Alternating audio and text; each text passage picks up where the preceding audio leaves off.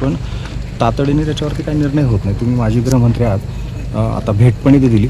कशा स्वरूपाचं हे पुढं हे असेल त्या पीडित कुटुंबियाला कसा न्याय मिळेल? असं की या दुर्दैवी घटनेमध्ये एका लहान मुलीला आपले प्राण गमवायला लागलेले. पोलिसांनी आरोपीला तातडीने अटक केलेली आहे आणि तपासामध्ये जे करणं आवश्यक आहे, तो जो मुद्देमाल हस्तगत करणं आवश्यक आहे तोही केलेला आहे.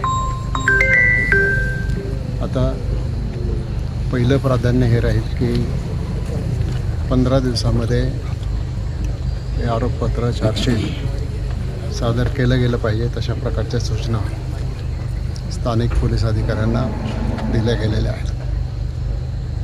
एकदा आरोपपत्र दाखल झालं की नंतर ही केस अतिशय जलद गतीने कोर्टामध्ये कशी उभी राहील, त्याच्यासाठी निष्णात वकील कसे दिले जातील हे आम्ही पाहणार आहोत. आणि आरोपीला शिक्षा झाली पाहिजे, फाशीची शिक्षा झाली पाहिजे. ही सगळी स्थानिक नागरिकांची, आमची सगळ्यांची मागणी त्याच्यामध्ये आहे. सर, पोषण आहाराबद्दलचा दुसरा प्रश्न आहे. हे संपू आपण. हां, आता आज मी इथे पोषण आहाराबद्दल बोलणार नाही, मी फक्त याच केसबद्दल बोलणार आहे.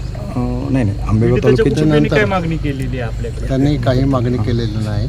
त्यांनी त्यांच्या अडचणी सांगितलेल्या आहेत. एकतर कुटुंब कर्जबाजारी आहे आणि कर्जबाजारी असल्यामुळे त्यांना त्याच्यातून बाहेर काढणं, त्यांच्या मुलांचं शिक्षण पुढे सुरू ठेवणं आणि त्या कुटुंबाला आधार देऊन, हे कुटुंब भूमिहीन आहे.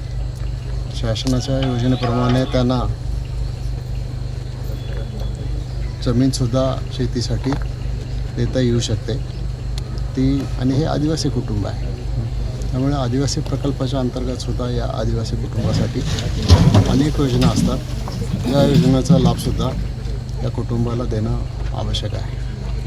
पण सगळ्यात महत्त्वाचं हे आहे की जी घटना घडली त्याच्यातला जो आरोपी आहे त्याला कठोरात कठोर शिक्षा करणं, त्याला फाशी होईल असं बघणं, हे आमचं पहिली प्रायोरिटी आहे. दुसरी प्रायोरिटी आमची ही आहे की या घटनेमध्ये जे कुटुंब सापडलेलं आहे दुर्दैवी घटनेमध्ये, त्यांना उभं कसं का, त्या मुलीच्या पीडितेच्या 2 भावांचं शिक्षण कसं करणं आणि या कुटुंब आज जे भूमिहीन आहे त्यांना मदत कशी करणं, हे आमचं त्याच्यातलं पहिलं कर्तव्य आहे आणि ते आम्ही करणार आहोत. याच्यासाठी संबंधित अधिकाऱ्यांची उद्या सकाळी 8:30 वाजता बैठक बोलवलेली आहे आणि त्याच्यामध्ये आम्ही निर्णय घेऊ, ते पुढे नेऊ. आणि आम्ही राष्ट्रवादी काँग्रेस पक्षाच्या तर्फे या कुटुंबाला त्यांचं कर्ज फेडण्यासाठी 5 लाख रुपयाची मदत करण्याचा निर्णय घेतलेला आहे आणि तो आम्ही करू.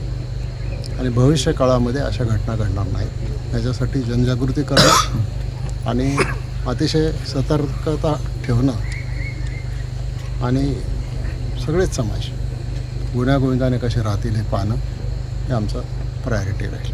साहेब, नसरापूर घटनेनंतर अशा घटना वारंवार घडत आहेत, राज्यात देखील घडत आहेत.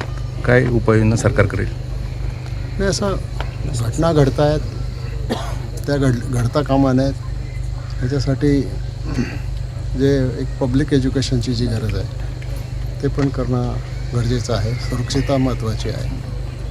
यंत्रणेने अतिशय सक्षमतेने काम करणं गरजेचं आहे आणि त्यासाठीच आमचा प्रयत्न राहील. सर, परिसरातील गैरधंदे बंद करावेत, इथली स्थानिक पोलीस चौकी चालू करा अशी मागणी करण्यात आली. गावात पोलीस चौकी बंदच आहे खूप दिवस. गावामध्ये पोलीस चौकी मंजूर आहे, परंतु ती बरेच दिवस बंद आहे.